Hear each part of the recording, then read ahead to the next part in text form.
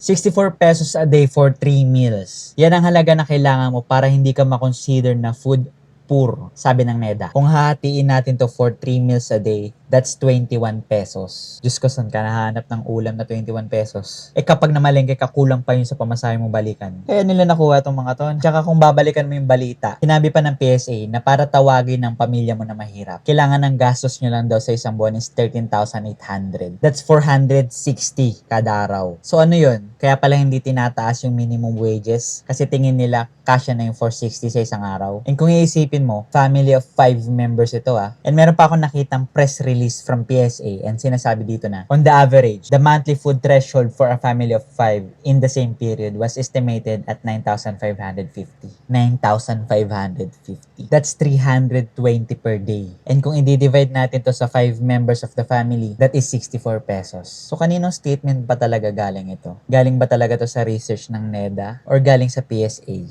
And paano ba nila kinukuha itong mga statistics na to, itong research na to? Nagbabahay-bahay ba sila? And paano nila nako-confirm and nakaklarify yung mga data na nakukuha nila? Kasi kung imagine, kung maraming nagre-reklamo or maraming hindi sang-ayon sa report na to, gaano ba ka-accurate itong statistics na to? And bakit parang hindi nito nire-reflect yung opinion ng mga tao? And kaya siguro hindi tumataas yung minimum wages. Kasi kala ng government is sobra pa yung tinatanggap mo araw-araw. Hindi ko alam.